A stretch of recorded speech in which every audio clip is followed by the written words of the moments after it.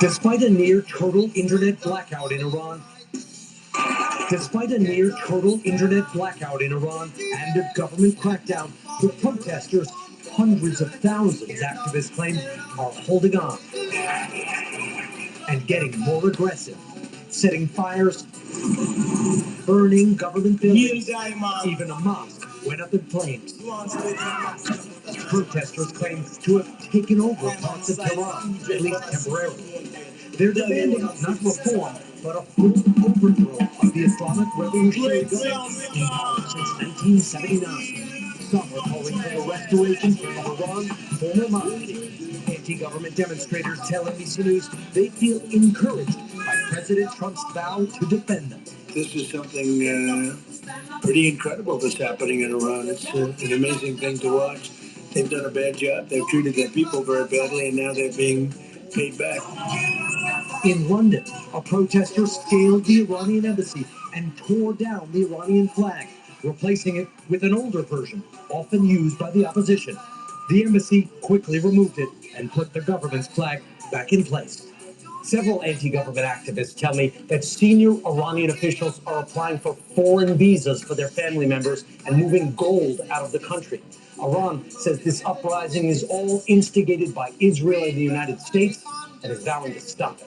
Jose? You can fool some people sometimes, but you can't fool all the people all the time. Now you see the light. Heal diamonds. You want to see the diamond stand up on that channel and studio and star. Diamond side, people on a CD200. Dolly on a zip star. Great sound, star.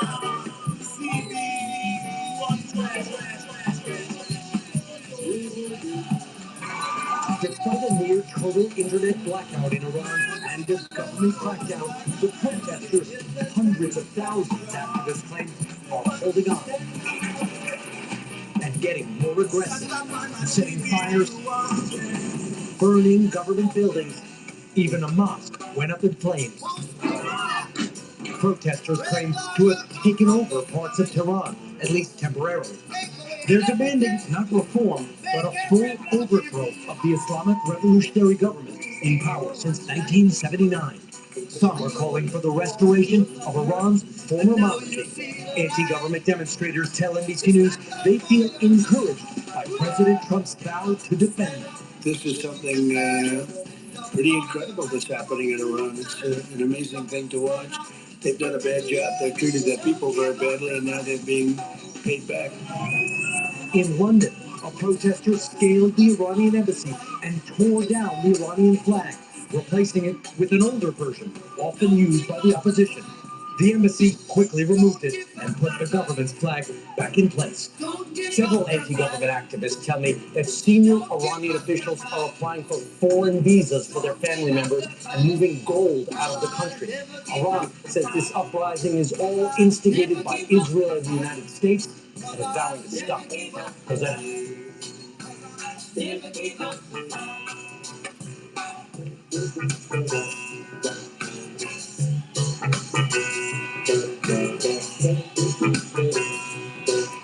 All right, good afternoon, listeners from Nigeria, across Africa, and around the world. Good afternoon. Once again, this is Smart Mado Ajaja, the convener of Open Nigeria in Africa Unite and the anchor of Nigeria Now. Global Matters Arising. Good morning, Africa, and reggae at its best on ONN. Yes, we're bringing you news happening around the world, specifically in Iran. Yes, yes, yes. Great country of Iran is on fire. Yes, great country of Iran is on fire. Yeah, is it another revolution in Iran after the 1979 revolution that brought the theocratics, yes, now holding on to power, Where does this lead? And looking at the costs, what is responsible? Yes, immediately responsible for this crisis economics, bad economy, and then comparing what is taking place in that country and what is taking place in Nigeria, where is next. Yeah, so we're going to be doing a comparative analysis, and it's an interactive session.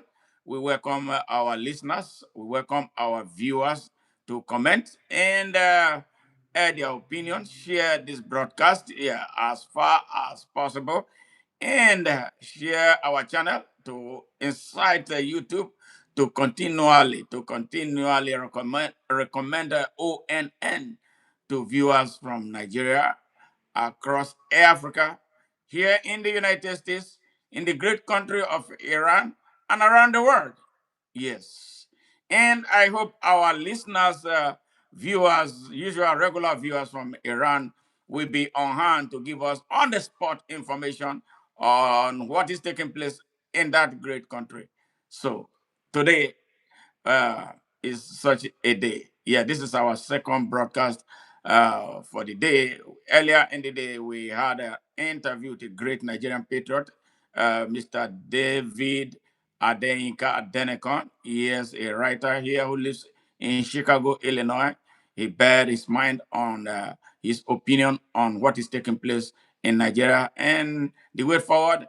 And also a brother from Sierra Leone, brother Conotry, weighed in heavily on what is taking place and insisted that we search for solution, an African solution to some African problems. So I hope you are ready to roll with this. And it's going to be an hour-long program, and I'm hoping that a lot of us will share their opinion about what is taking place. Yes, I am very worried about Nigeria, what is taking place, the influence Iran has on some Nigerians in Nigeria, especially in the north of Nigeria. So how are we going to, marry these two situations? Bad situations in both countries. Terrible economy. Yes, terrible economy. Terrorism in Nigeria, banditry in Nigeria, Boko Haram in Nigeria, harassing our people, Fulani headsmen on the other side, tearing our country down, and everybody lives in fear. And the armed forces of Nigeria is not able to stand up.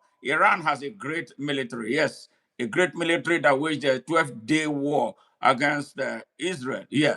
And following the bombing by the United States, yes, 2 days of bombing, yeah, of the United States. And now this. I think that is too much for one country. So I don't know if this regime in Iran is going to survive this, especially with the uprising from among its population. So let us hear your opinion. Again, as it is done here always. If you are a first timer here, we welcome you from our hearts and urge you to subscribe to our channel and to help us grow, because your subscription means a lot to us. And you can also, yes, take a step further by joining our membership, our growing membership.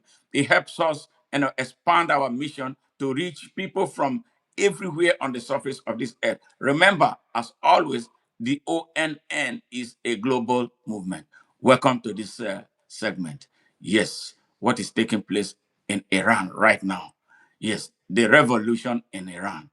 Yeah, and what it portends for Africa, especially Nigeria, the implication of this revolution of going on in Iran, yes, and on Nigeria. That is the focus, what we are going to do. But before I go on, let us hear a little bit of a clip of what is taking place in Iran, how it all started. We're going to be talking about that. And I welcome you to really speak on this vexatious issue. Let's hear. Despite a near total internet blackout in Iran and a government crackdown, the protesters, hundreds of thousands, activists claim, are holding on and getting more aggressive, setting fires, burning government buildings. Even a mosque went up in flames. Protesters claim to have taken over parts of Tehran, at least temporarily. They're demanding not reform, but a full overthrow of the Islamic Revolutionary Government in power since 1979. Some are calling for the restoration of Iran's former monarchy. Anti-government demonstrators tell NBC News they feel encouraged by President Trump's vow to defend them. This is something pretty incredible that's happening in Iran. It's an amazing thing to watch. They've done a bad job. They've treated their people very badly, and now they're being paid back. In London, a protester scaled the Iranian embassy and tore down the Iranian flag, replacing it with an older version, often used by the opposition. The embassy quickly removed it and put the government's flag back in place. Several anti government activists tell me that senior Iranian officials are applying for foreign visas for their family members and moving gold out of the country. Iran says this uprising is all instigated by Israel and the United States and is vowing to stop it. Jose? Yes, that is the proof coming from Iran. Right now, the uprising is massive, hundreds of thousands, as reported here and seen here on our screen. That is incredible. And it's not just taking place only on the soil of Iran, it is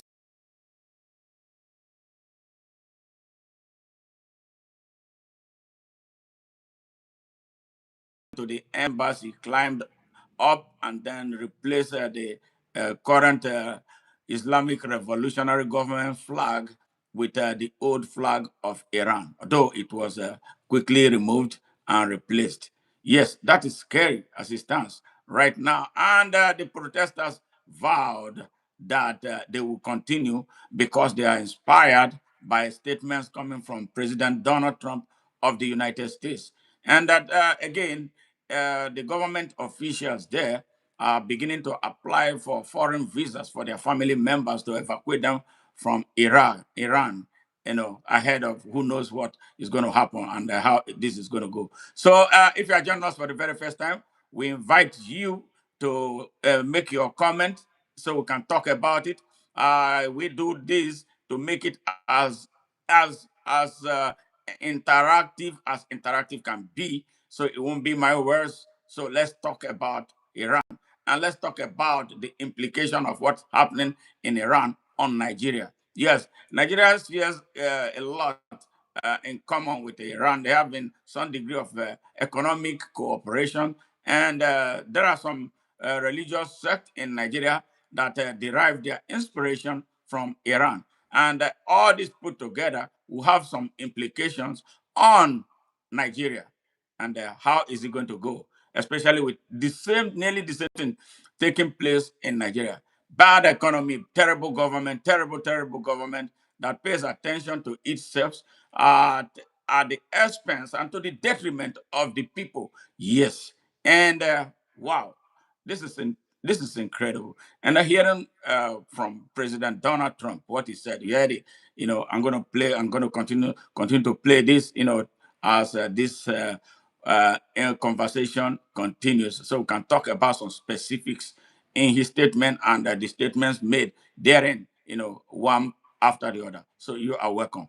My name once again is Smart Mado Ajaja. In 1979, there was a revolution in Iran that brought about a change led by a revolutionary government, according to how they call it. Then the name of the country was changed to Islamic Republic of Iran. They have been in power for a very long time. There has been a lot of uprisings in the past within between 1979 and here.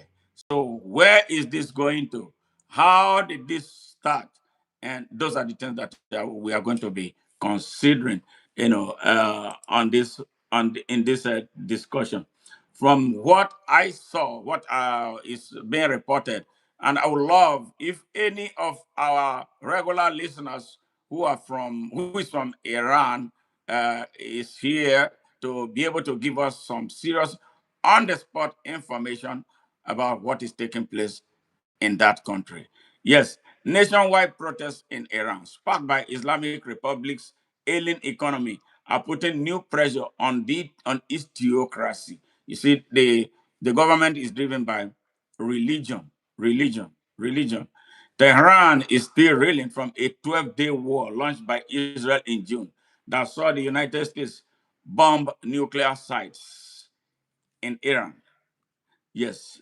And there are quite a few things that we would love to know, or those who are inquisitive would want to know about what is taking place in that country. Now, some of our viewers definitely know something. Those who are from that region or directly from that country, or those who have clear understanding of the history of that. I see some serious human heads here. What do you know about the intensifying protests shaking Iran and putting pressure on its theocracy? Yes, Tehran is still reeling from a 12-day uh, war launched by Israel in June that saw the United States bomb nuclear sites in Iran. Economic pressure, which has intensified since September when the United Nations reimposed sanctions on the country over its atomic program, has sent Iran's real currency into a free fall, now trading at over 1.4 million, oh my God, to $1. This is tragic. This is tragic. I don't know if it's anything. Whoa, this is too much. 1.4 million real to $1. That is insane. Meanwhile, Iran's self-described axis of resistance, a coalition of countries and militant groups backed by Tehran, has been decimated since the start of the Israeli-Hamas war in 2023. A threat by the United States President Donald Trump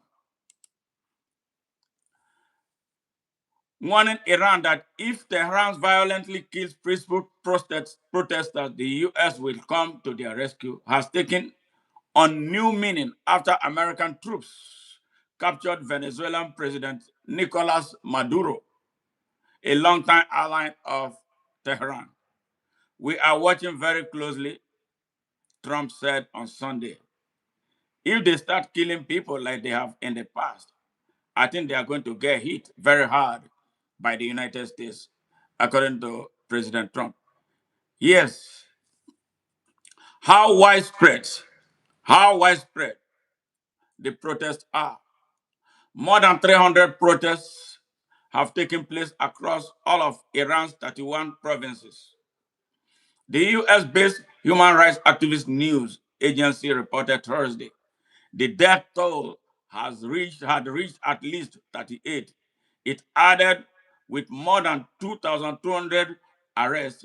The group, the group relies on an activist network inside of Iran for its reporting and has been accurate in the past unrest. Understanding the scale of protests has been difficult. Iranian state media has provided little information about the demonstration. Online videos offer only brief, shaky glimpses of people in the streets or the sounds of gunfire. Journalists in general in Iran also face limits on reporting such as requiring permission to travel around the country, as well as the threat of harassment or arrest by the authorities. But protests do not appear to be stopping, even after Supreme Leader Ayatollah Ali Khamenei on Saturday said rioters must be put in their place. Why the demonstration started? The collapse of the Raya has led to a widening economic crisis in Iran. That is scandalous. That is scandalous. Prices are up on meat, rice, and other staples of the Iranian dinner table. The nation has been struggling with an annual inflation of some 40%.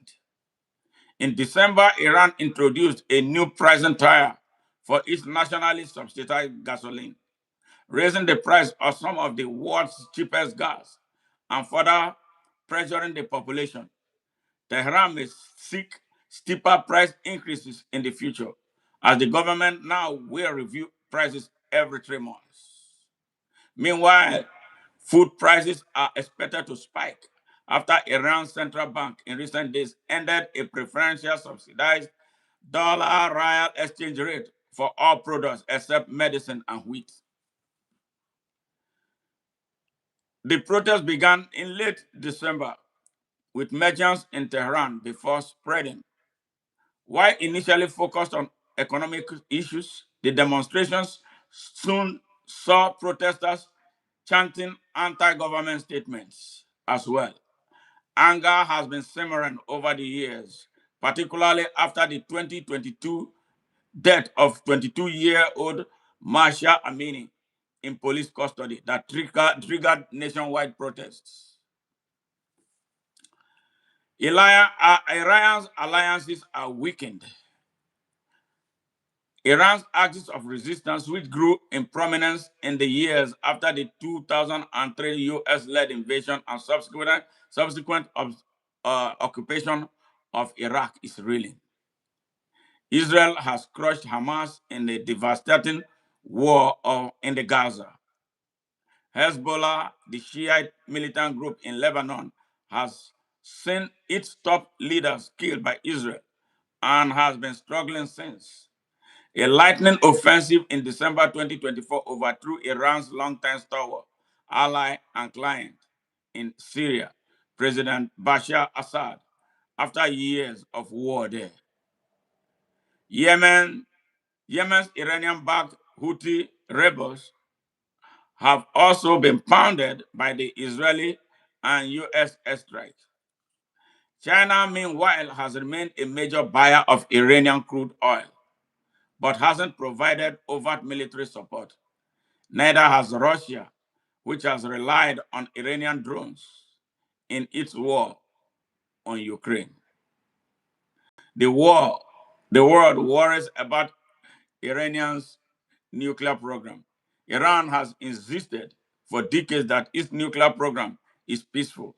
However, its officials have increasingly threatened to pursue nuclear weapons.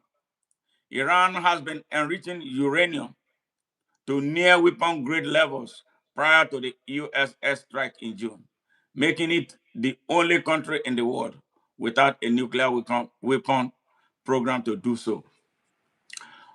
All right, Tehran is also increasingly cut back its cooperation with International Atomic Energy Agency, the UN's UN nuclear watchdog, as tensions increased over its nuclear program in recent years. The IAEA's Director General has warned Iran could build as many as 10 nuclear bombs should it decide to weaponize its program.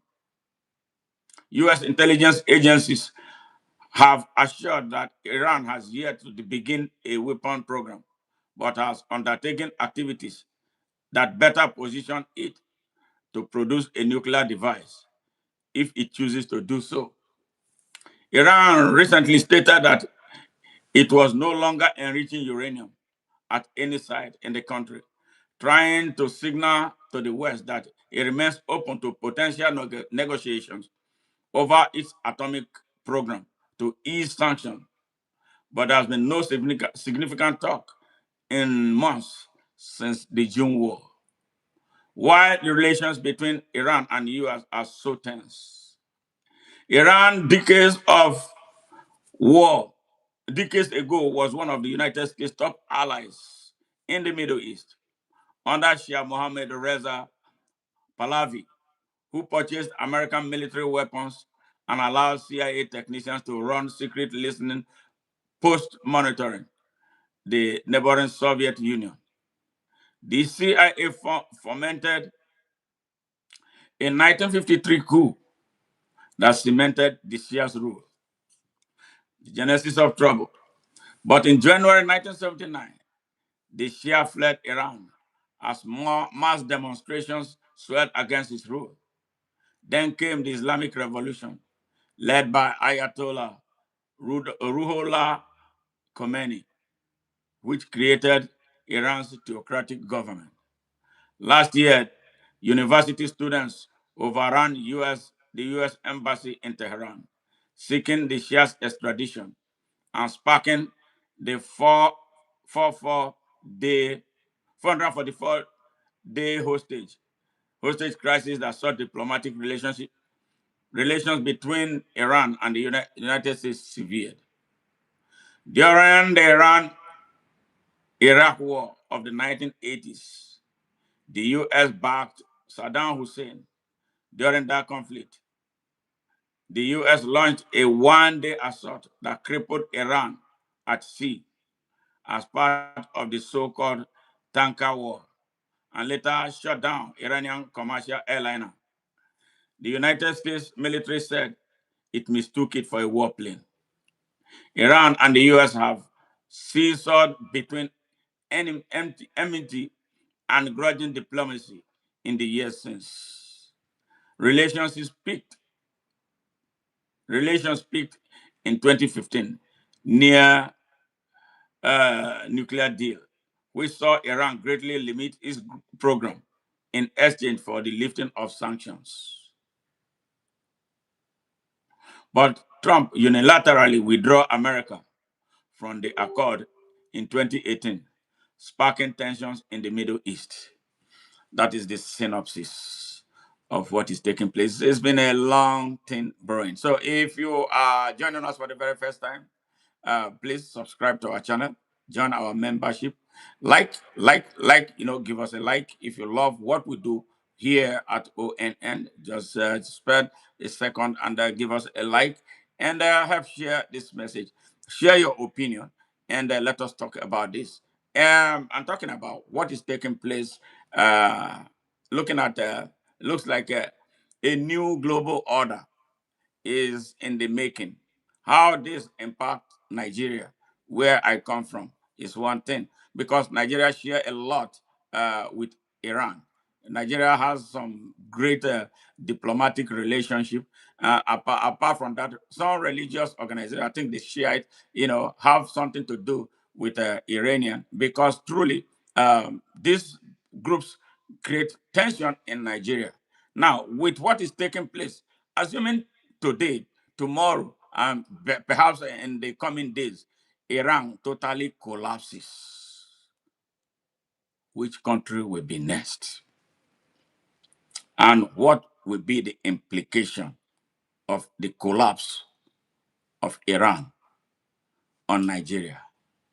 Yes, especially at a very trying time like this. So this is what we are considering here, because I remember in the days around about that December 25th, when the United States bombed terrorist locations in Nigeria.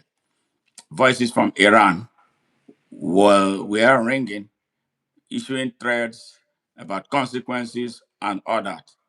Now, with what Iran is going through, with their terrible economy right now, that sees the exchange rate of their riyal, yes, at 1.4 million to $1.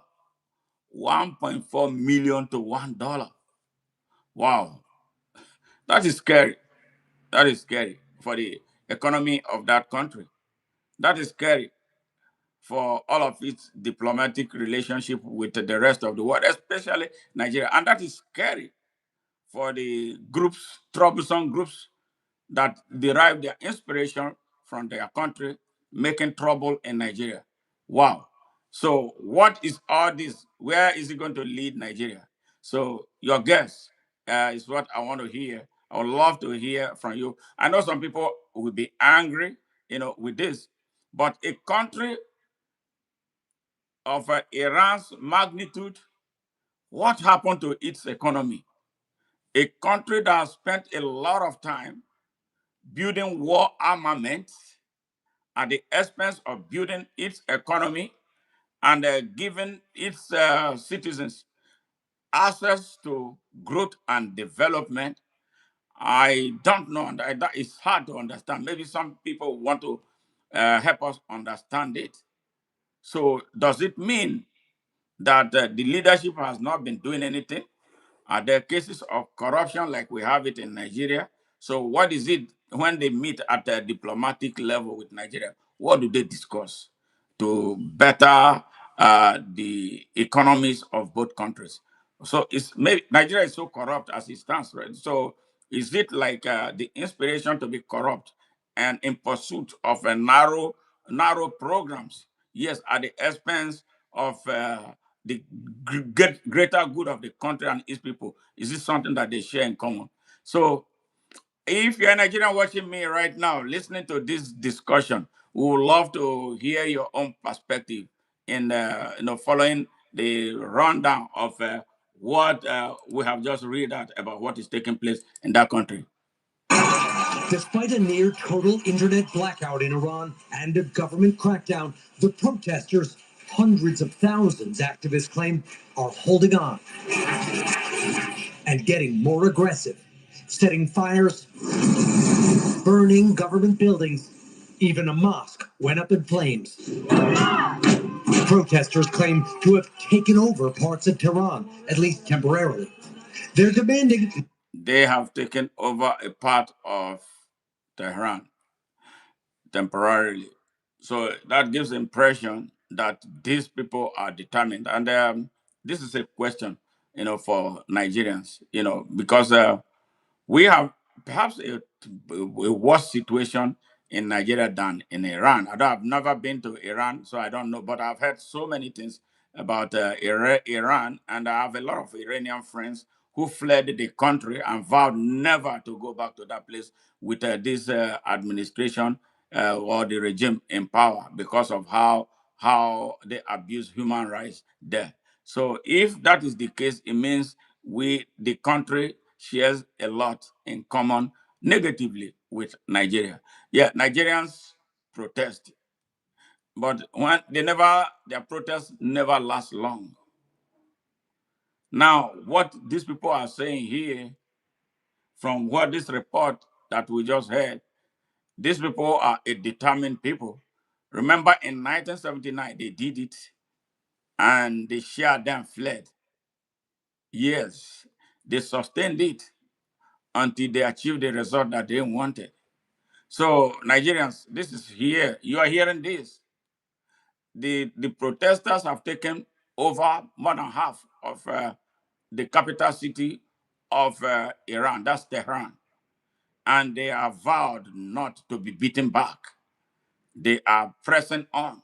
So, how come when Nigerians go to the street to protest, they protest for a few hours and everybody goes home? And then those they are protesting against will start laughing at them that, yes, that is exactly what they expect. If you heard what Akpabio said one time when Nigerians were protesting against the economic hardship in the country, right after rogue President Tinubu took power, he said, let them be protesting, we will be eating. And they were truly eating while Nigerians protested feebly. And then at the end of the day, they achieved nothing, absolutely nothing. With what I'm seeing, with what I've been hearing, with what I've been reading about this protest, it is spreading far and wide because life is involved, blood is involved, future is involved, country is involved. They are not divided. They seem united. They are united by one thing: the economic hardship in their country put them together to protest. Look at the scandalous exchange rate, yes, between their currency and the dollar. Then you will look back at Zimbabwe, what happened, how the Zimbabwean economy collapsed.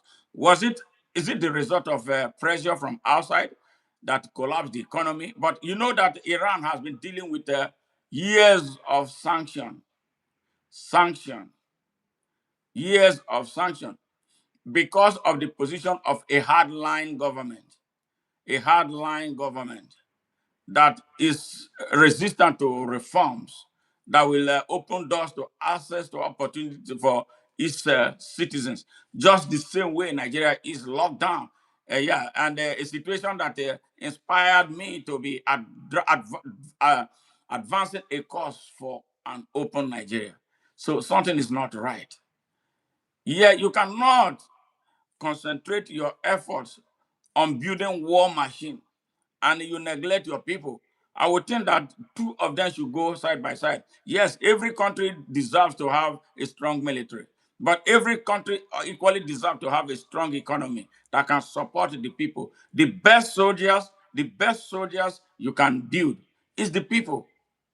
Yes, if the people were strong, if the people were developed, If the people had growth, access to growth and development, if the people had access to progress and prosperity, yes, in Iran, I don't think they'll be protesting the way they are protesting. And to the extent of, like the guy reported here, that they are regressing, destroying government property. That should not have been. Yes, it's increased anger, frustration. Can you imagine a family head? You wake up, five children are looking at you. You don't have food to give to them. Your money is your currency is useless.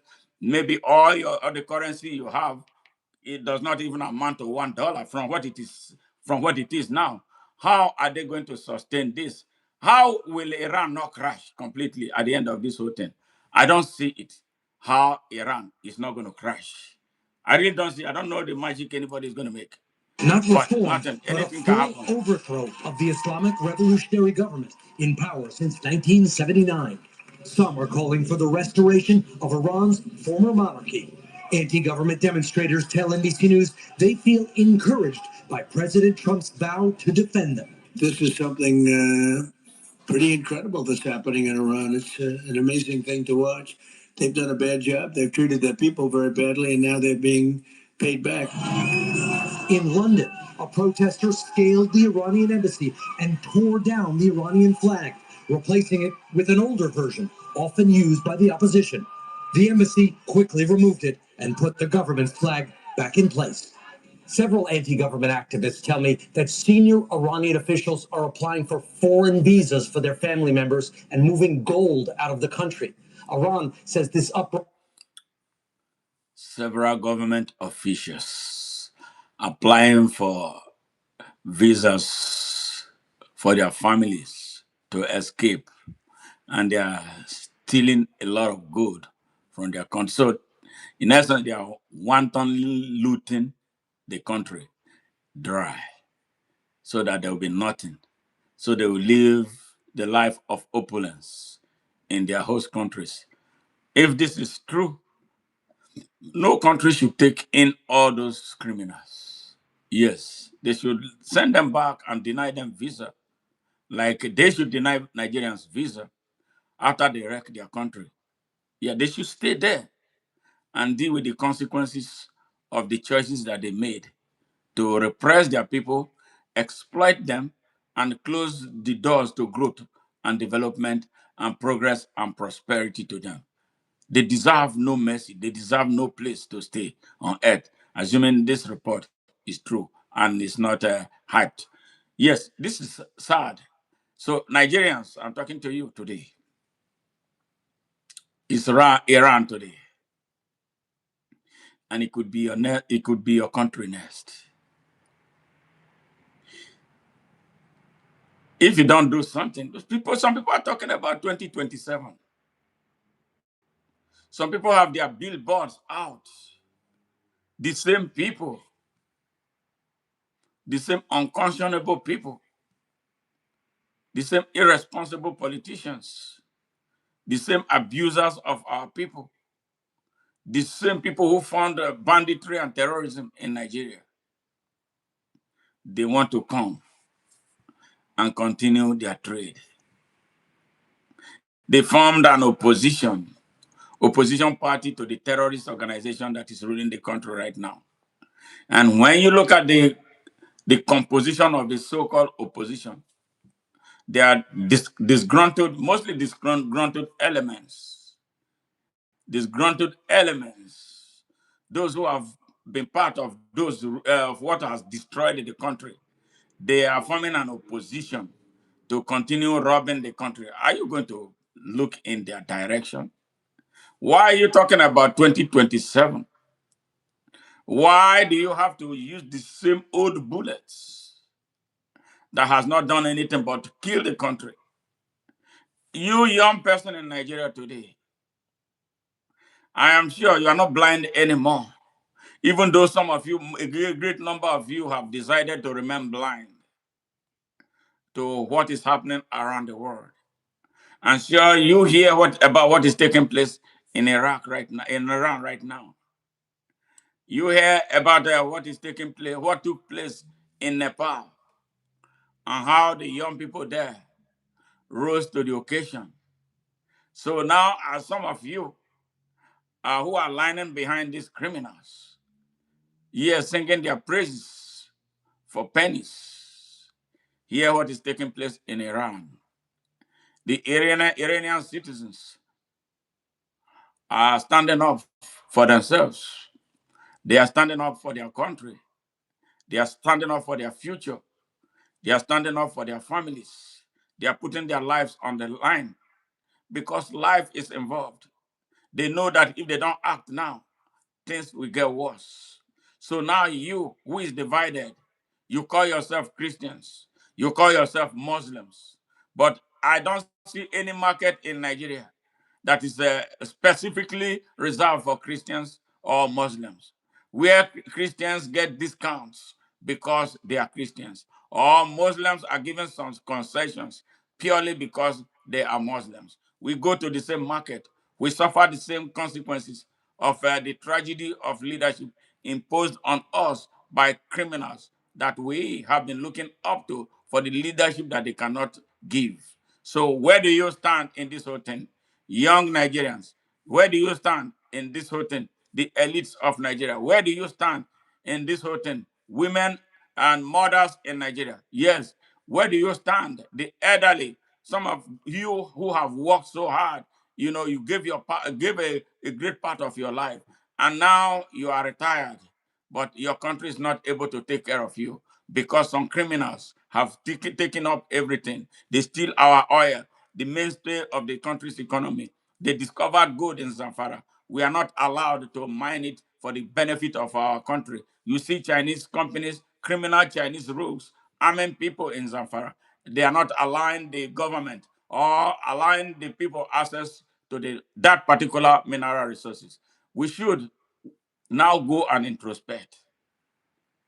So why can't we rise up the way the Iranians, the ordinary Iranian is rising up? Why do we have to protect our criminals? Why do we protect people based on our religious affiliations with them?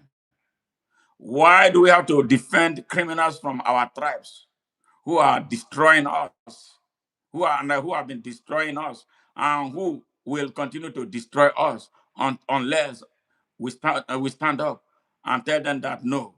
Why is it that there is a place they call North?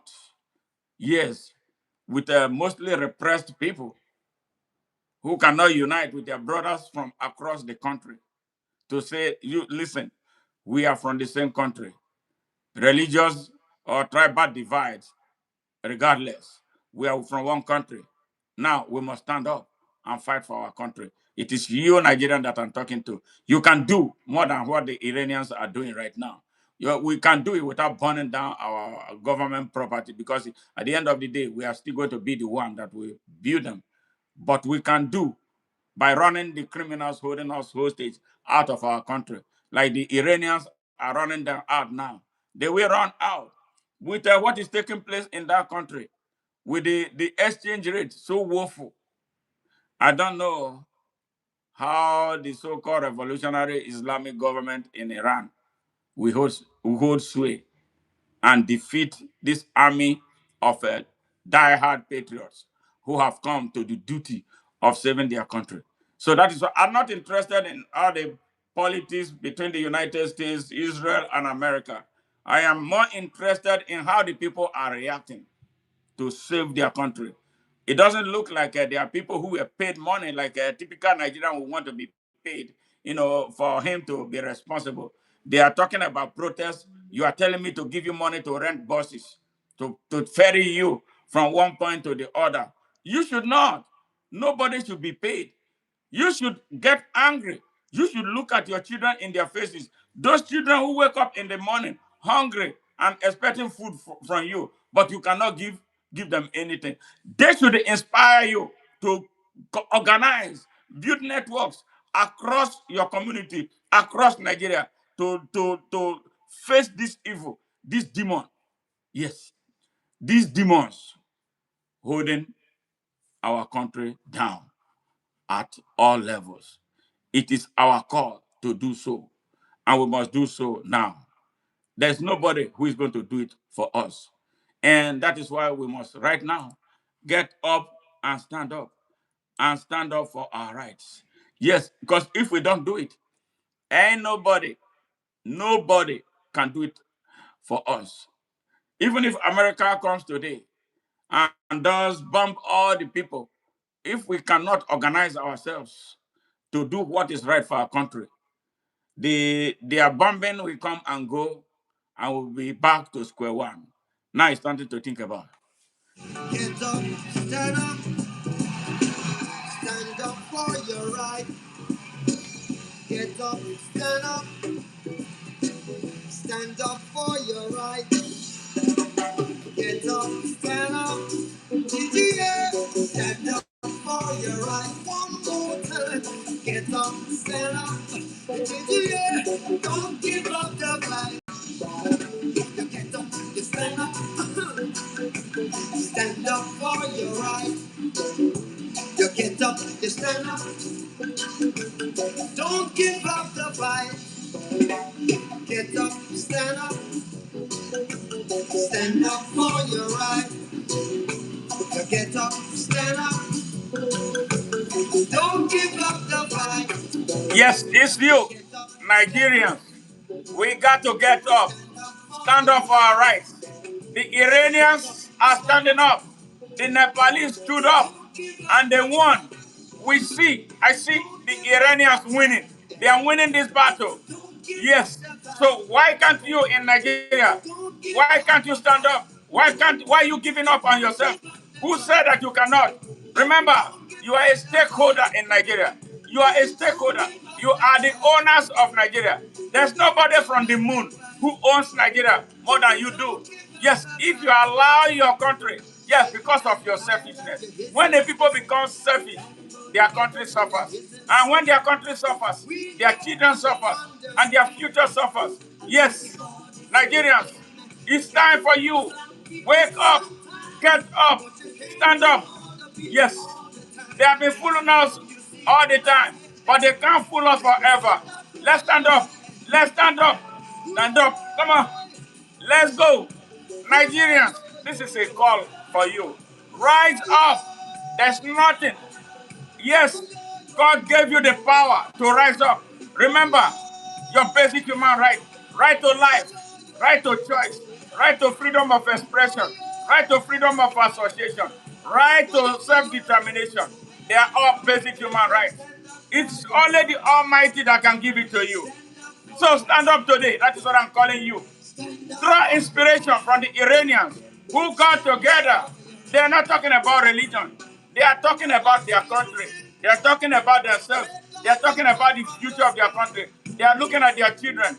Let's fight. If we cannot fight ourselves, nobody can do it for us. Let's go. Yes, if you know what right is what, you look for yours right here on earth. Now, because we've seen the light, stand up for your right. Hausas, yes, Yorubas, Igbos, Edos, Igalas, Idomas, good Fulanis, everybody stand up. Unite for Nigeria.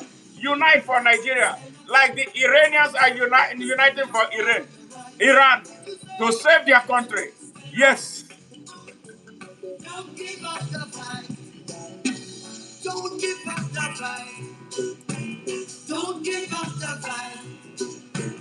Don't give up the fight. Despite a near total internet blackout in Iran and a government crackdown, the protesters, hundreds of thousands, activists, never give up your fight. We can defeat the terrorists. We can defeat the bandits. We can defeat their mastermind. Yes, everywhere they are in Nigeria, we can win them. We can defeat them. Yes. They're demanding not reform. Remember your children. Remember your country. Love your country. Nobody's going to love your country for you. Yes. Yes. It's time to recover Nigeria. Don't wait for 2027 because it's not going to produce any result better than you saw already. It's time. It is time, Nigeria. It is time. Stand up for your rights. In London, a protester scaled the Iranian embassy and tore down the Iranian flag, replacing it with an older version, often used by the opposition. The embassy quickly removed it and put the government's flag back in place. It's Several time. anti government activists tell me that senior Iranian officials are applying for foreign visas for their family members and moving gold out of the country. They are Iran stealing. says this uprising is Typical all instigated by of Israel what and the Nigerians United are doing States and is at bound to all stop. levels. Jose? Nigeria is populated, Nigerian political class, the Nigerian political class is populated by pure criminals at all levels. I mean, at all levels. They deserve not to be your leaders. They deserve not to be your leaders. They deserve not to be your leaders. They are robbers. They are thieves. Leaders are visionary people, real leaders. They care about their country. They care about their country's future. They care about the next generation. But the Nigerian leaders don't care about anything. How long are we going to be divided between Islam and Christianity? How long are we going to claim we are Yorubas, we are Igbos, we are Hausas, we are Fulanis? Our country is being taken away from us. Yes, I spoke with someone earlier, and he was in a lot of pains. Actually, I agree with him. Yes, we leave the substance and we keep chasing the shadows. The trouble is with us. We have the capacity to solve it. How can a country with so much resources be so poor? Why? Yes, yes, Vivian, we all can put our hands together and remove them. That is why everybody now should be conscious. Everybody now, if you didn't like politics before, you must like it. If you did not, because every bad decision politicians that we allow because of our complacency, because of our indifference, when we allow them to take position, yes, when we see good people, we sideline those good people and they keep quiet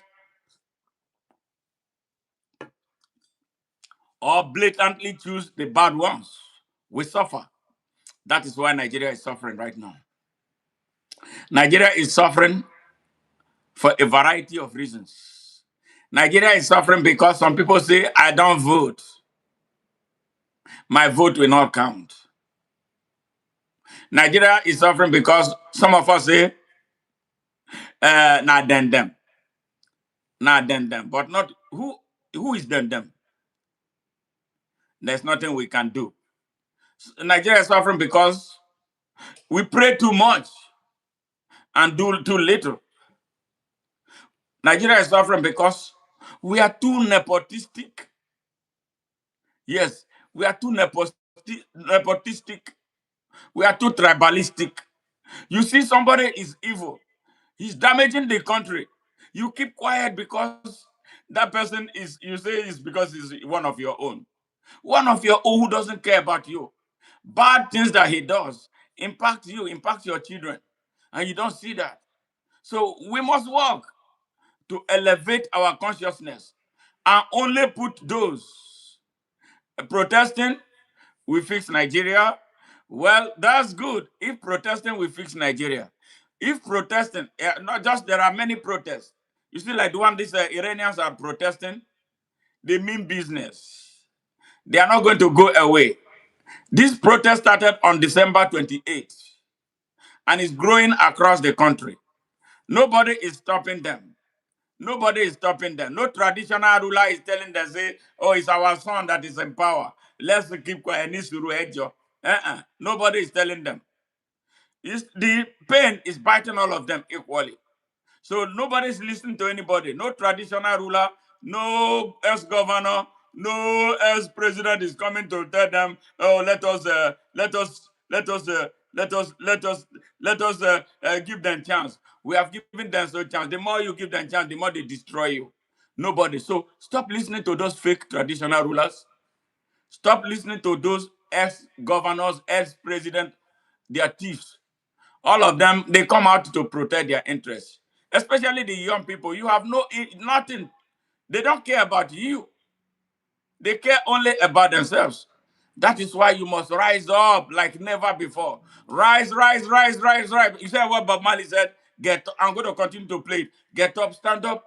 This is not a joke. Yes, it's not a joke. So Nigerians, like this, my young people, said deep FPVC. People need to learn I checked all state protesting first. in I saved Nigeria. hundreds on my car insurance. Unfortunately, I didn't check if doing the Georgia bark at my Driver. boss would be appropriate. Go dogs. Yeah. So we need to. Check 'em. Well, at least I checked all state first and saved hundreds. So I got this friend who said T-Mobile's network used to suck. His words. But things changed. It turns out that now T-Mobile has the best network by like a lot. Hey, dude, you won't believe where I am. Get up, stand up. Yes. Yes. So, yes, DEFPV, yes. You said people need to learn to protest in Nigeria. Absolutely. You see, I used to love protests. In my time growing up, we protested. When we protested, we were not afraid. All right? They brought soldiers, typical of African leadership.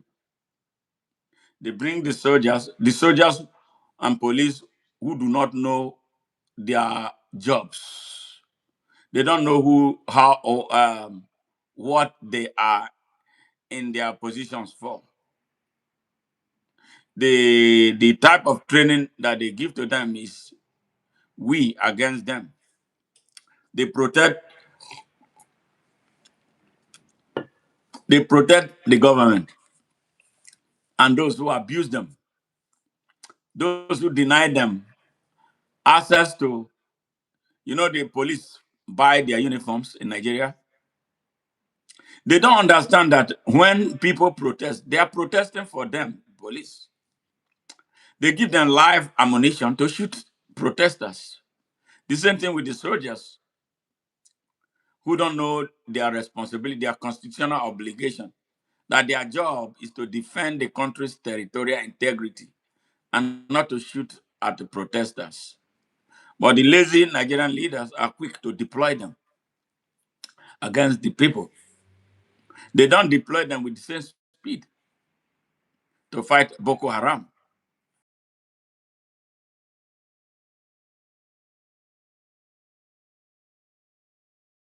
Our country's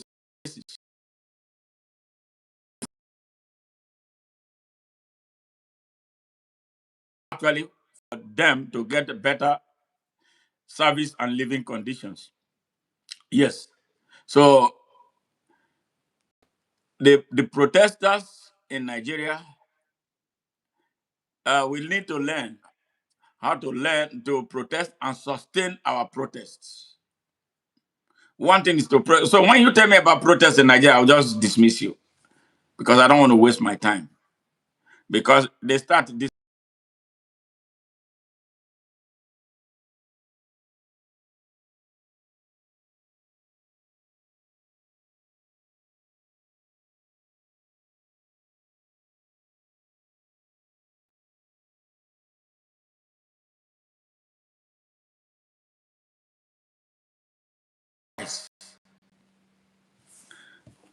yes.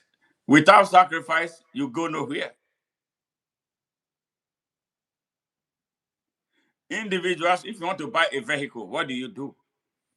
You don't have enough money at once to pay for the vehicle. What do you do?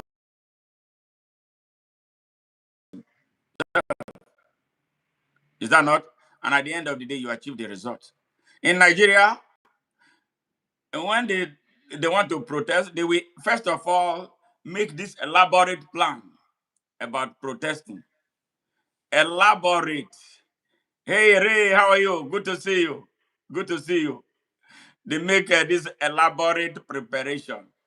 And they'll be looking for funding. They will tell you all these things require funding. Tell me who funded the Iranians? Who funded the Nepalese? Nobody. The fund that they received is the inspiration, the love for their country. So when citizens love their country, there's nothing they cannot do for that country. I love Nigeria. That is why I am doing what I do.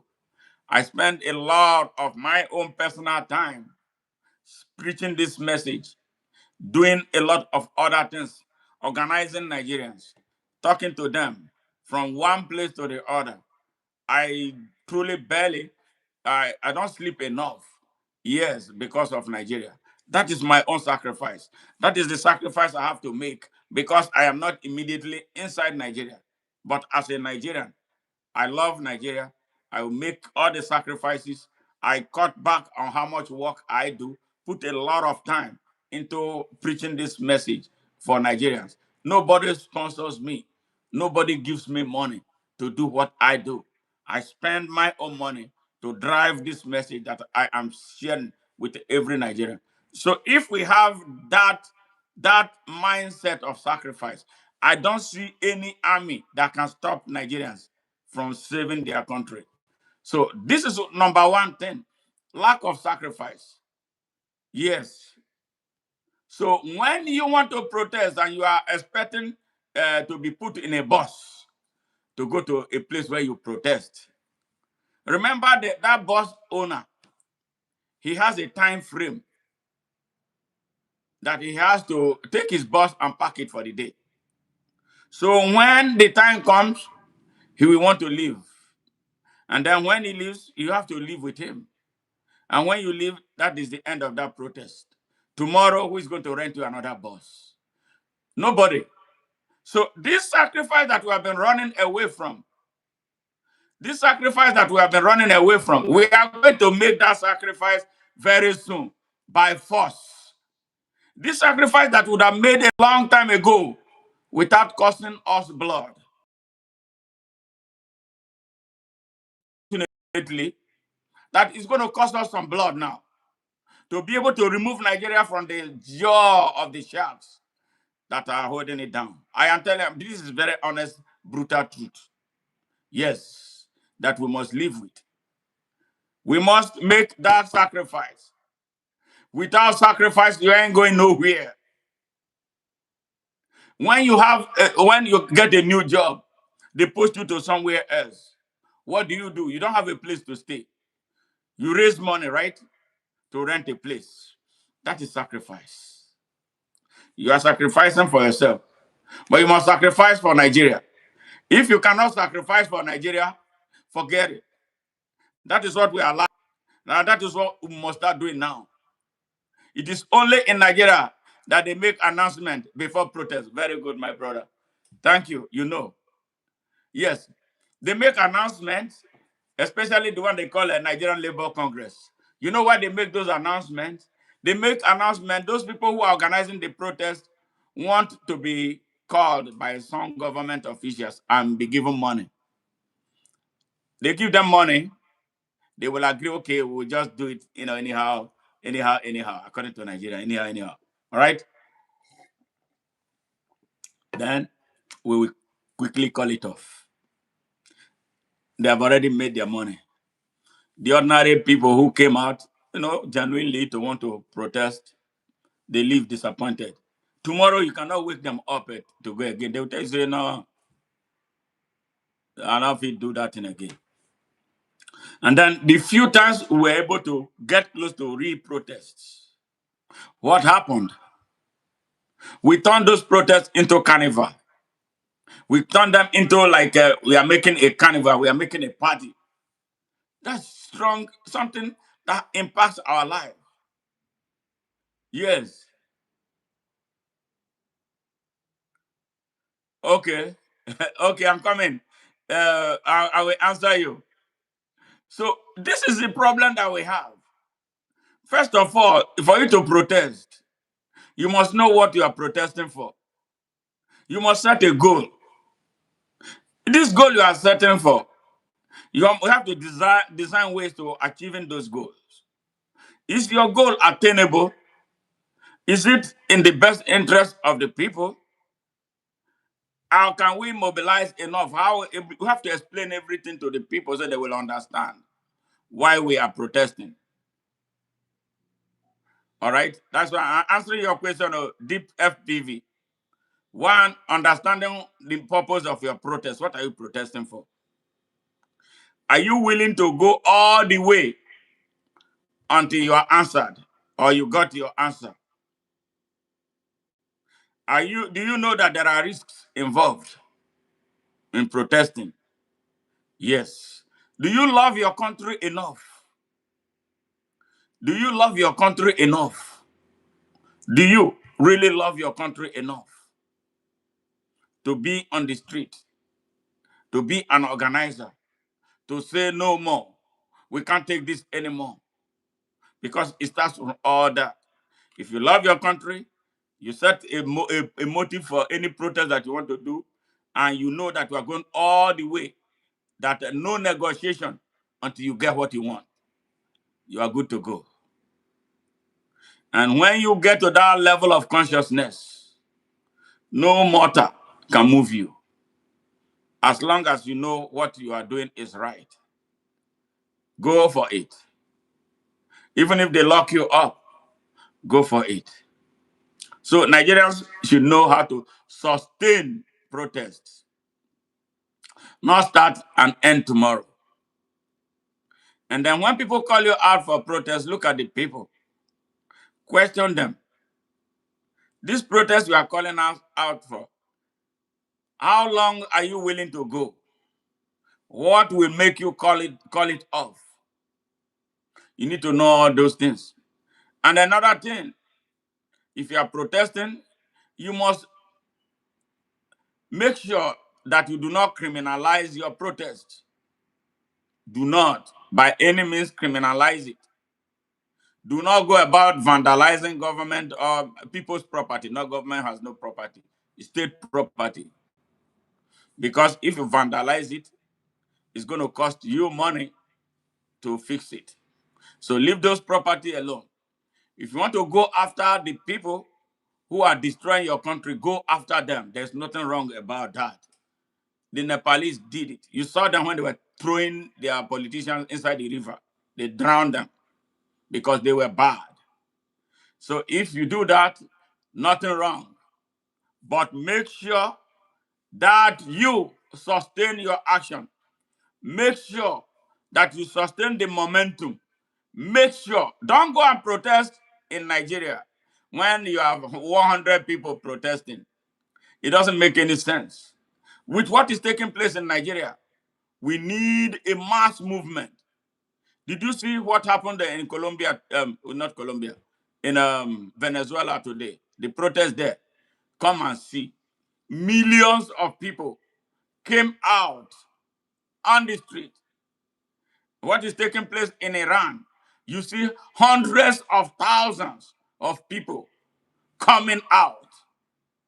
So who is that army that will come? Who is that army that will come and challenge those people? The power of the people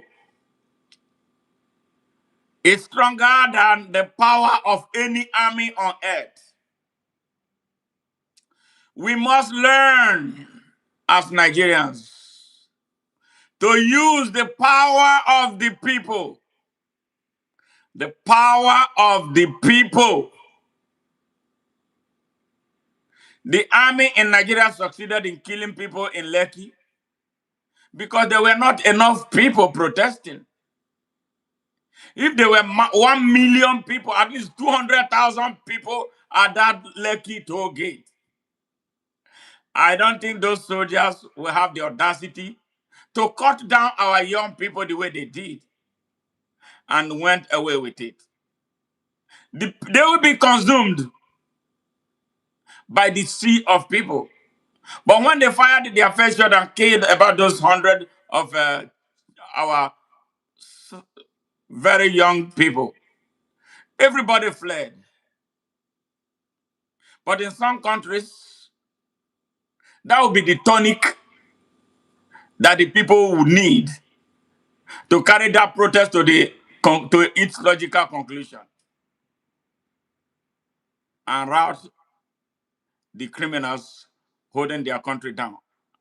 As soon as they killed those people and everybody ran away, Those young people died, and they died in vain. They died in vain. We abandoned them. We must change. If we have to protest again in Nigeria, we have to change. But a lot of people call me seeking this same advice. You know what I tell them? Another thing that will work, just like what the Igbos did with their sit at home. We can decide if we are so scared. We can decide to stay in our homes, as long as we have this network of understanding that we are going to shut our country down and make the government fail. If we have that gentleman understanding that nobody should go anywhere until we'll achieve our results, essentially those who work in government settings, except the hospitals, should down to close down all ministries through your civil absence from work. Yes, the country will go down. The government will go down. Everybody stay in your village. Stay where you are. So you can still have access to drinking water if you are hungry. You can roast some yam and eat, but don't go anywhere. Except, farmers who can farm and make food available for the people. We do this. It won't take 2 weeks to bring down this demon in Nigeria with that level of cooperation. But if you want to come out on the street, yes, the whole Nigeria should sit at home. Yes, the country should stay at home. When everybody stays at home, there'll be nobody. No soldier will come to your house to shoot you for staying at home. So that is another smart way. The Igbos tried it and it worked.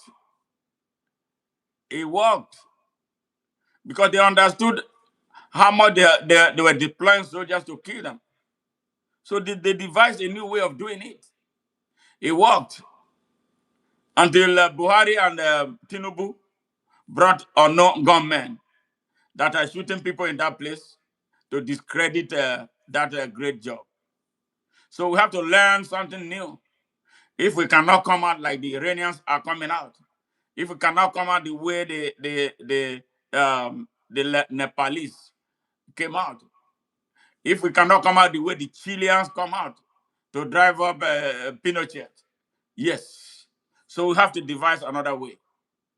But if we can come out in full force and sustain it, take over Abuja, take over every state capital, stay there until we achieve our results, it will be great. So those are my suggestions. Let me take this. Okay, it's your boy 61. This can never happen in Nigeria ever. As the Nigerian president today is a Yoruba man, no Yoruba will join you in protest against this man, as they used to do. Yorubas are no longer liberal. Well, I don't know about that. I just spoke with a Yoruba guy. I just interviewed him today. He shared a variant opinion, and I calling on his people to let them know that government is not about tribe. Government is about service. He asked them a question. The economy of Nigeria, how is it positively impacting the Yorubas? Are the Yorubas getting any discount for being Yorubas because their son or somebody from their tribe is president of Nigeria? The answer is capital no. So a lot of Yorubas understand. Maybe there are quite a few of them who do not understand this, but the current reality of Nigeria will make them understand. I believe things will be different. So let us not give up on them uh, just like that. I don't believe that we should. We should tell them, we should teach them, for those who don't understand, that tribalism does not build an economy. Tribalism does not take anybody anywhere. Religious nationalism does not support growth and development and progress and prosperity. What supports growth and development is the unity of the people who are determined to make their country survive and succeed. So, and this is what we want for Nigeria. Yes, this is what we want for Nigeria, the whole of Nigeria. And we must understand too that when any part of Nigeria is in trouble, we must assume that that trouble is ours.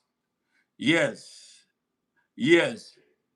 You see what has happened in the southeast of Nigeria.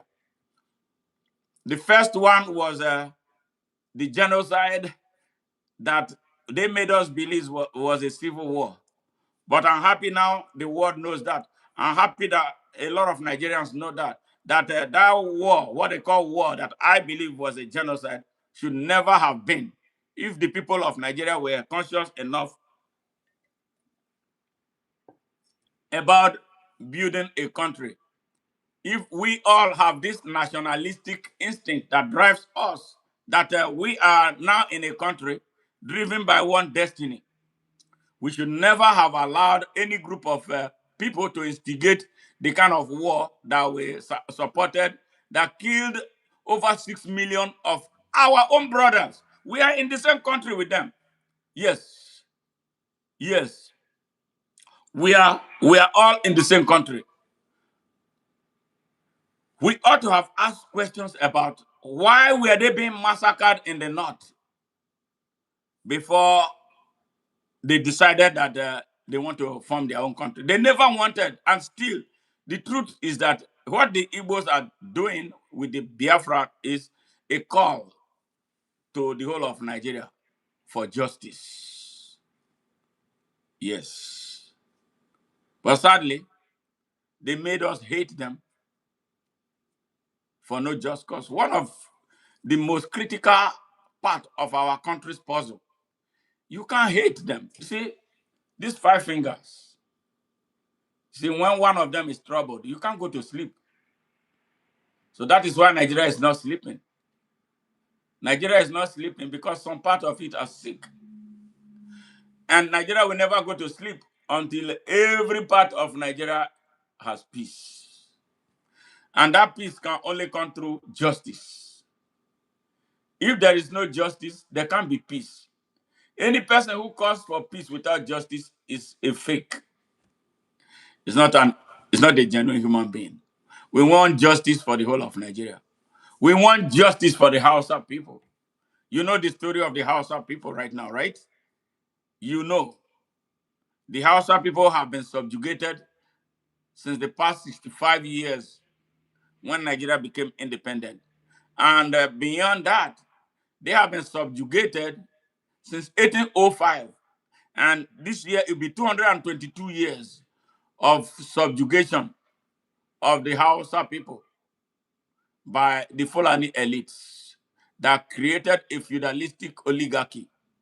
Yes, that reduced the Hausa man to a subservient slave, to shoemaker, to shoe shiner, to tea maker, to nail cutter, to barber with a crude instrument, to what else that they are, Merua.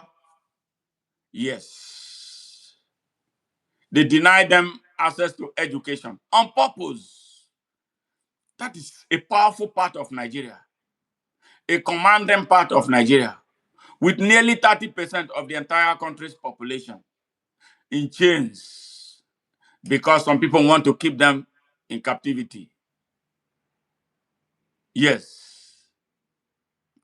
So that is how sad it is. But now they are waking up. They now want to be Nigerians. They have seen the light, and we must support them and support every part of Nigeria that is ailing right now to come together. So whenever there is trouble in the land, we can confront that trouble as a whole unit and not as parts. You see the insecurity in Nigeria, especially in the north of Nigeria. Some people want to corner it as if it's a northern problem. There is nothing like north. Let me inform you. There is nothing like northern Nigeria. It's bogus. Just like there is nothing like a southern Nigeria. If you say southern Nigeria, I will want to ask you, where is the headquarters of southern Nigeria? Who are their leaders? Do you know who their leaders are? I don't know. If you know, please tell me. It exists only for the benefit of a few people who manipulate us and trade us as commodities. The same way in the north of Nigeria. When you hear northern Nigeria, what are you looking for? You are looking at Fulani elites. It only benefits them at the expense of the rest of Nigerians in the north. It is not benefiting the Igala man. It's not benefiting the Idoma man. It's not benefiting the Bero man. It's not benefiting the Igede man. It's not benefiting the man from Kwara, the Yoruba man in Kwara. It's not benefiting the person from Okun in Kwara, wherever it is, anywhere in that north. So when you talk about the north, you are looking at Fulani elites. They have fooled us with this concept of northern nationalism. When they commit crimes, when they want to talk like to normal human being, they say, oh, this is a northern problem. No, it's not a northern problem. It's a Fulani elite engineered problem. And that is why we all must unite to look at these issues critically. And that is why when there is protest before this time, you will see they say the North is not taking part. All right, like when they had the answers protest, they use religion to hold down the people, the Northman in Jigawa, in Kano, and other places. They put it in their head that that protest was anti-North to remove Buhari from power, a Northerner. Why should we be talking about Northerner or Southerner in a country that is supposed to be a united Nigeria? I am broadcasting to you here from the United States of America. And I've been here, this is my 30th year being here. Since I came here, I've never heard about anything Northerner, Southerner. And whenever they say it maybe in relation to weather conditions, in relation to what they produce in that places. They don't use it for politics. Never, never, never, never, never. Now, why do they not use it in politics? Because they value quality. They value abilities. They value competency. Yes, they value knowledge. They value the courage to do the right thing for the whole of the country.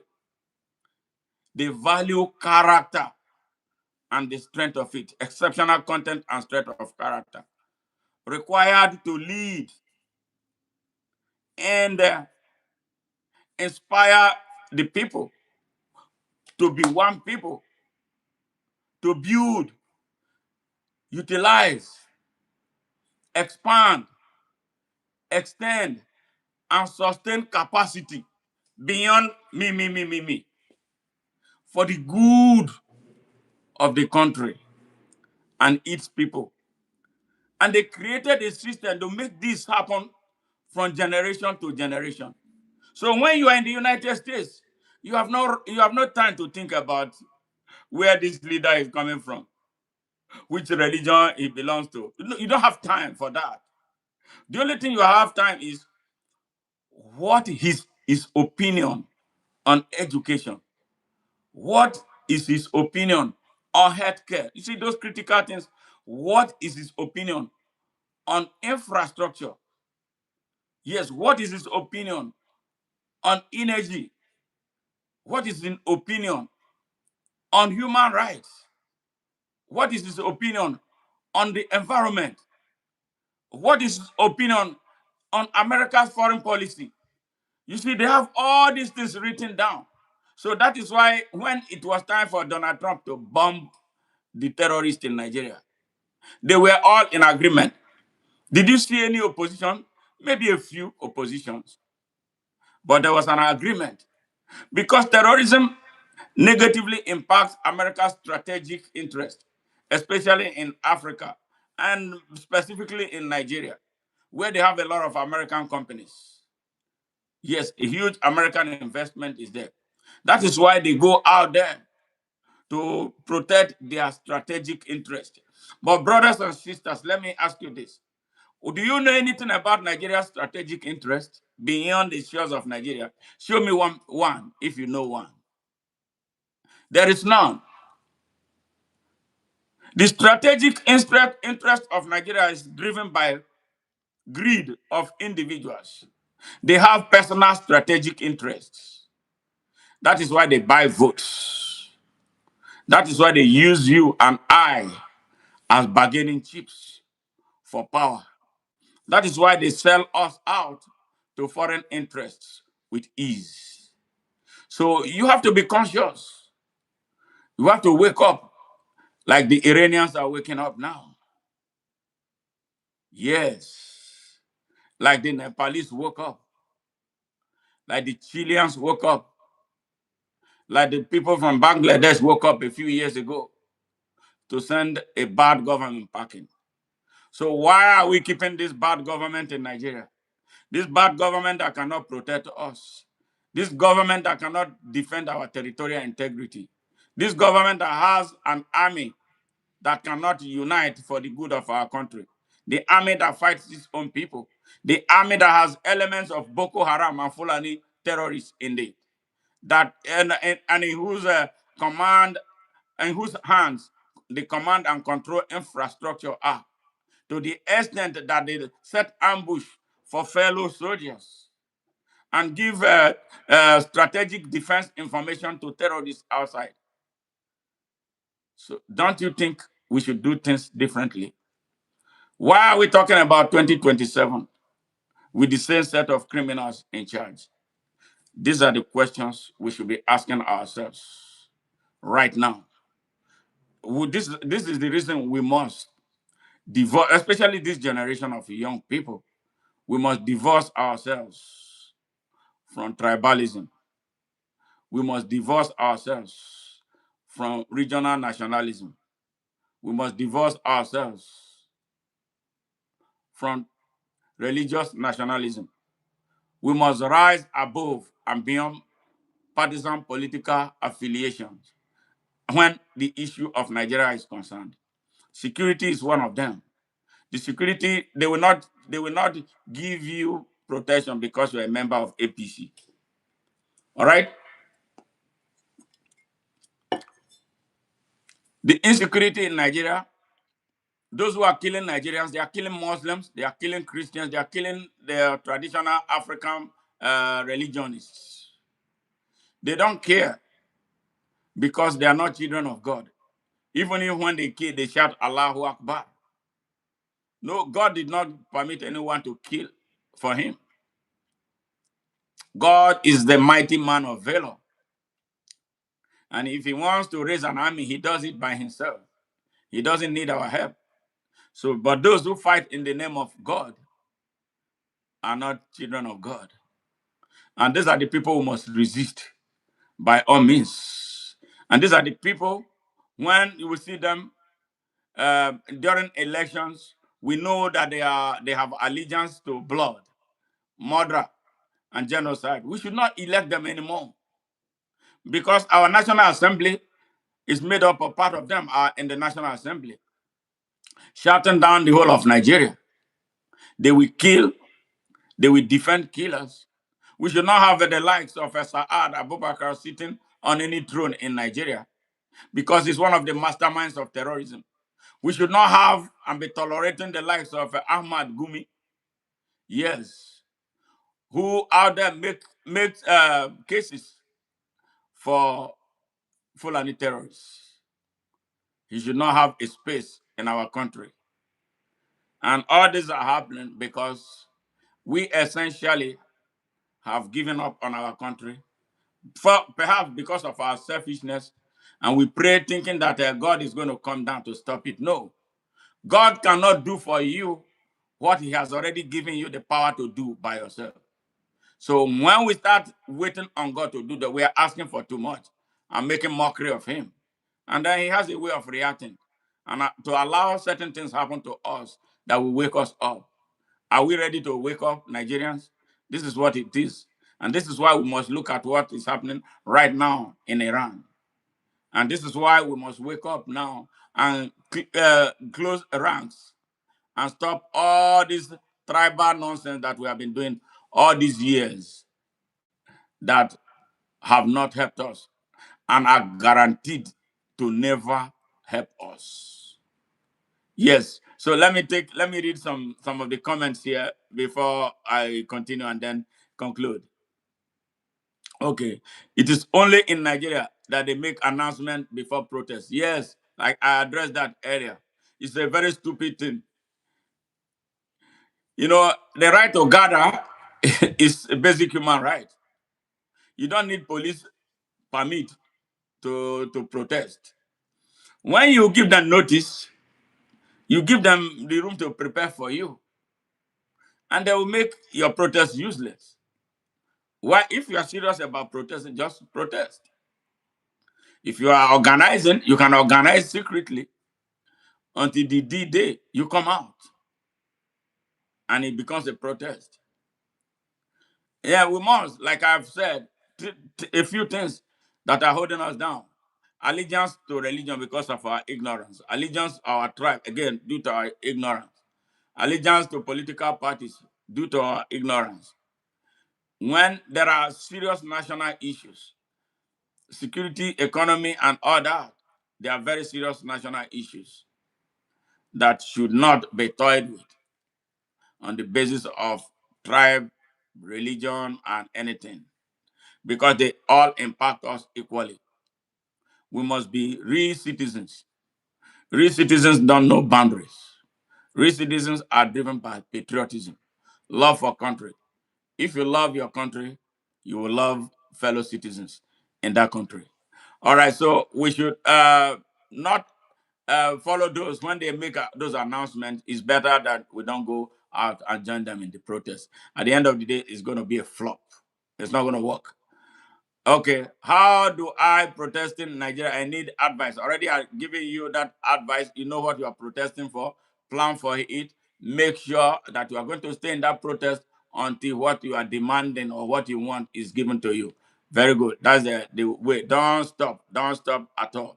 All right. It is only in Nigeria that government will tell citizens the places they should go to protest is the most absurd things that I have seen, and that just happened recently.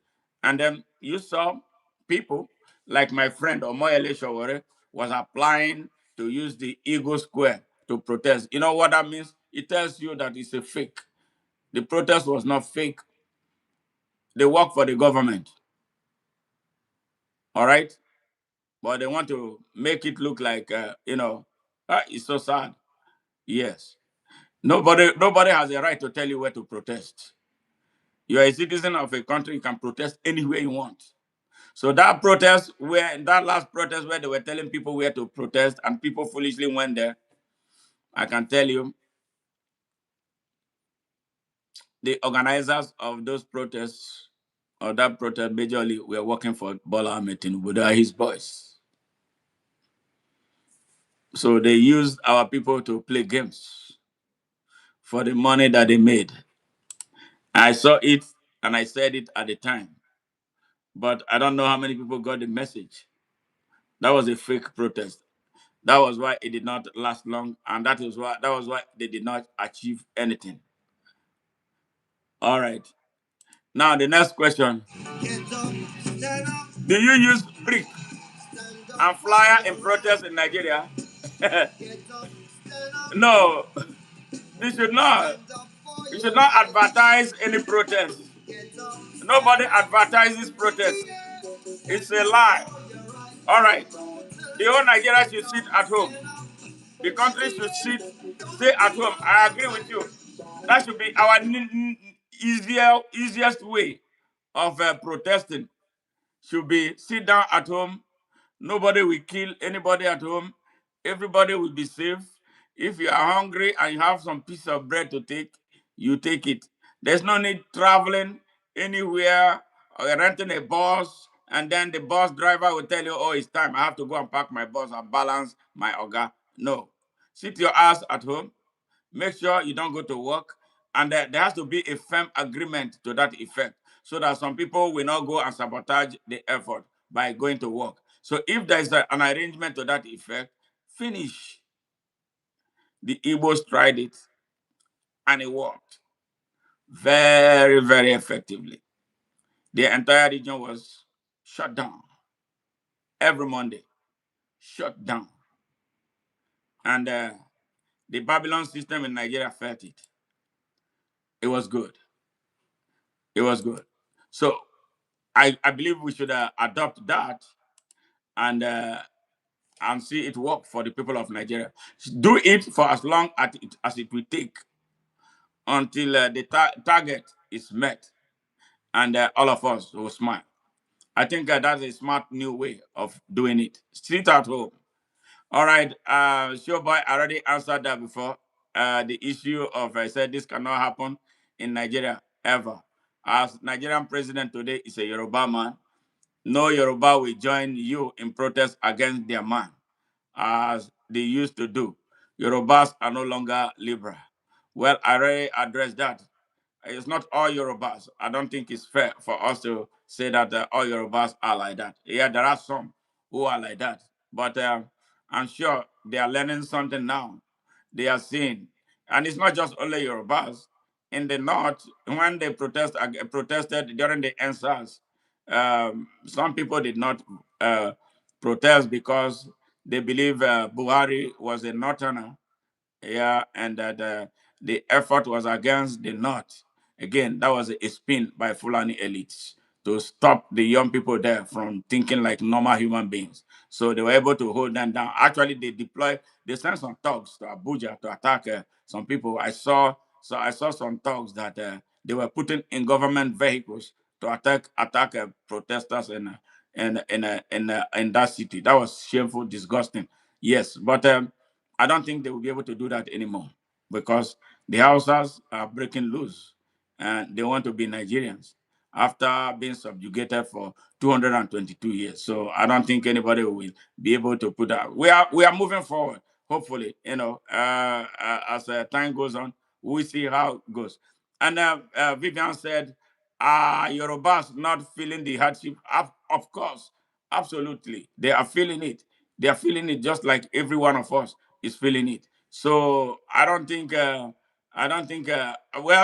if there are Yorubas who are doing that, they will know better now that it's not because in the past, when Governor Jonathan was president, a lot of Yorubas were everywhere protesting.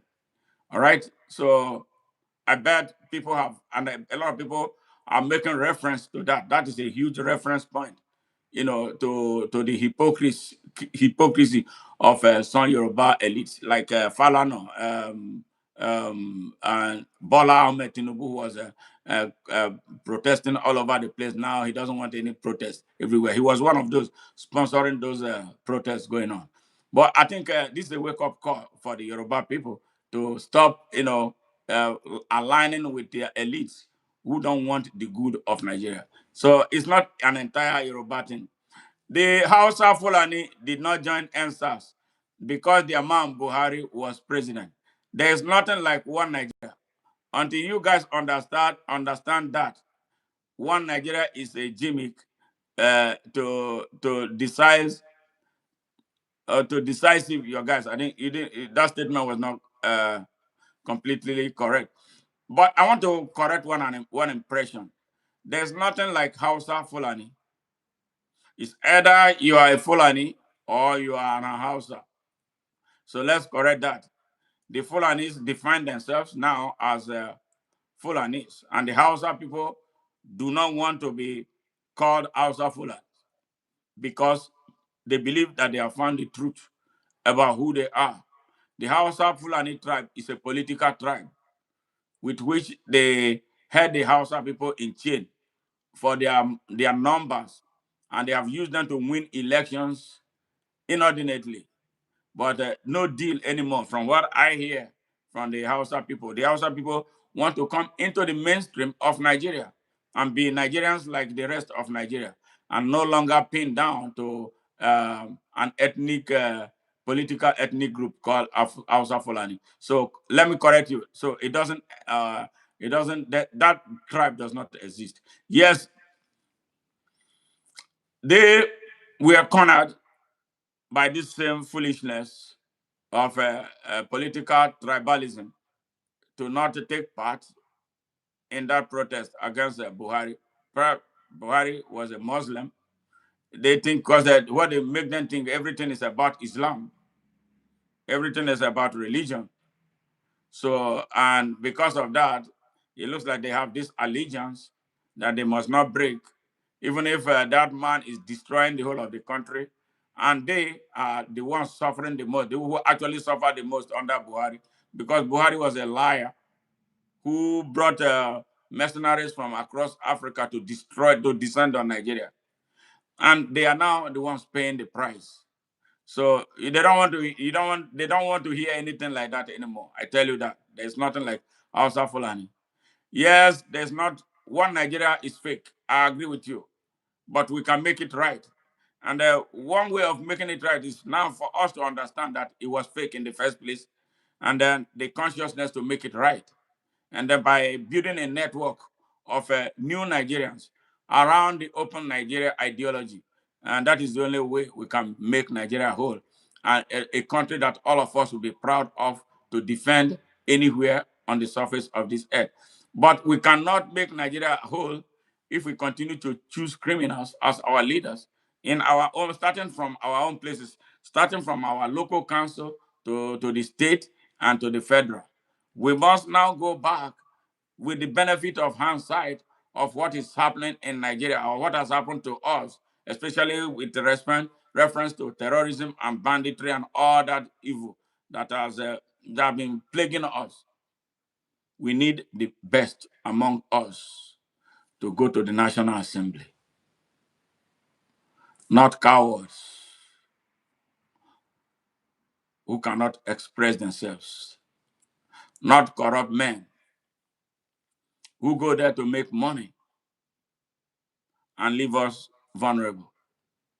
So if you ask me, you send intellectual thugs, people who have brains, people who can stand up and fight back, people who can arm their own people.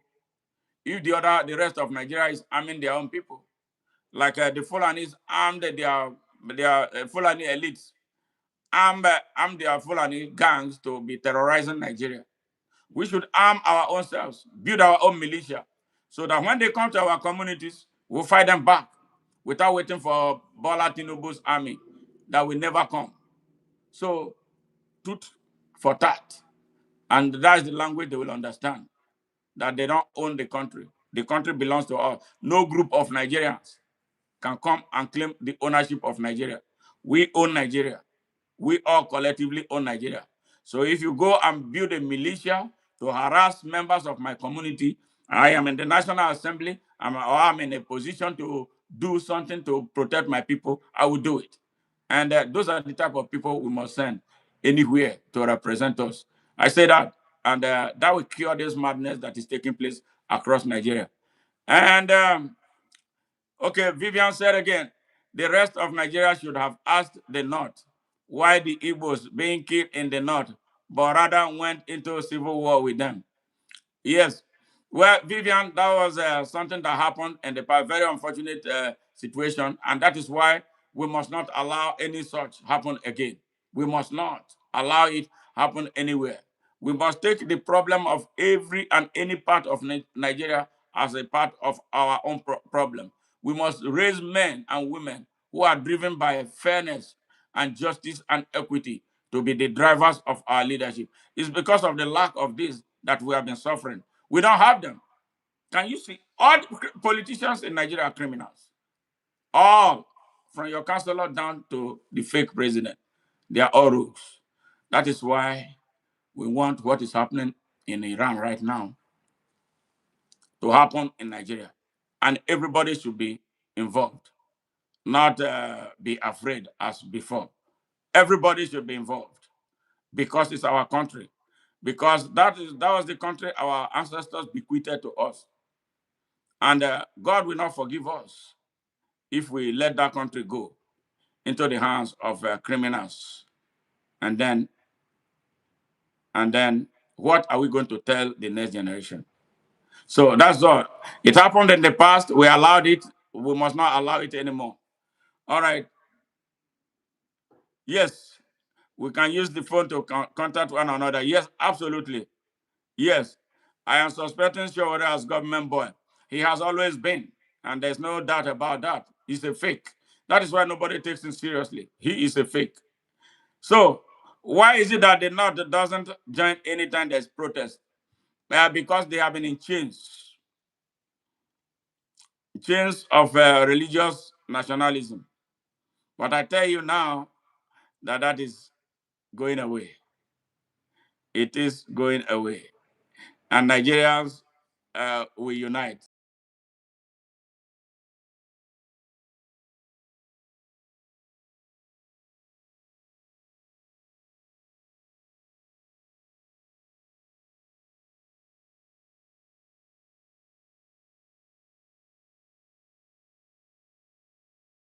Yes, Nigerians will unite. I see it. I see it coming. Nigerians will wake up. Nigerians will abandon their behaviors of the past because they have seen that it did not do any good for us, and they know that it's not going to do good for us. We cannot continue the same thing for generations. We have done this for 3 generations. Now we are in the 4th generation, and we cannot progress through that.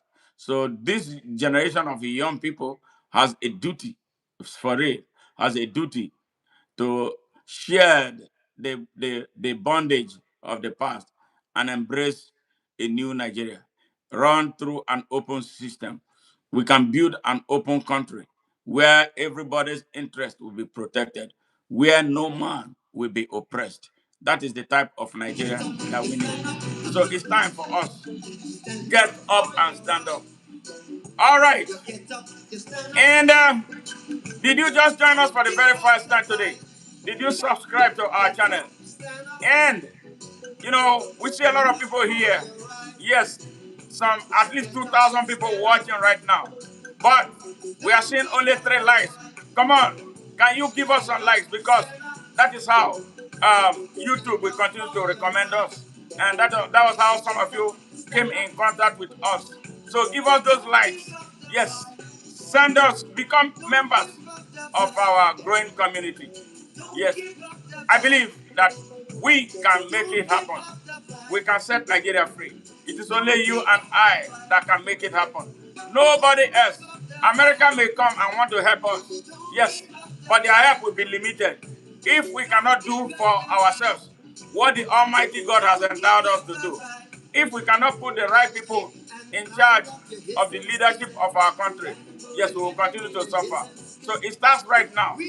Yes, I am not a fan of 2027. I want change today.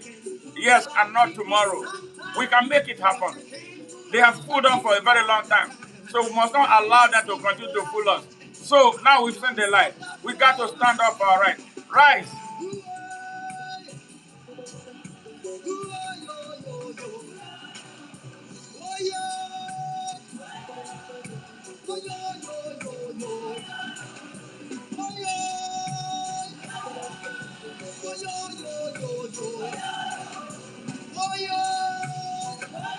All right. It's been such a wonderful time, you know, spending this 109 minutes with you guys. So, take our message to your friends, family members, well wishers from Nigeria, across Africa, and around the world. Till I see you again. Bye for now. And my name is Smart Madu Ajaja.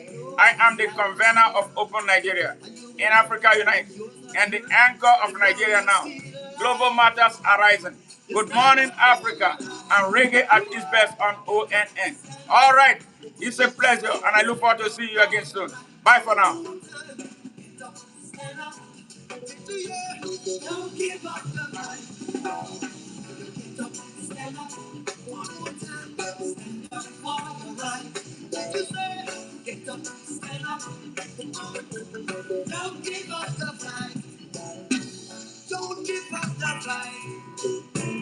Don't give up the fight.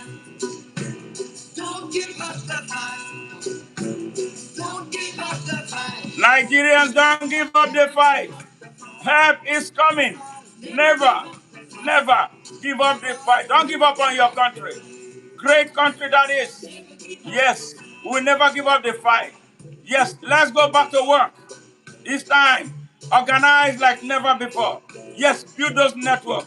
Yes, it doesn't matter religion. Religion, tribe does not matter. Yes, political party does not matter. What matters is the country. Love for country should drive us to building our new country. Yeah, Rastafari. Bye for now.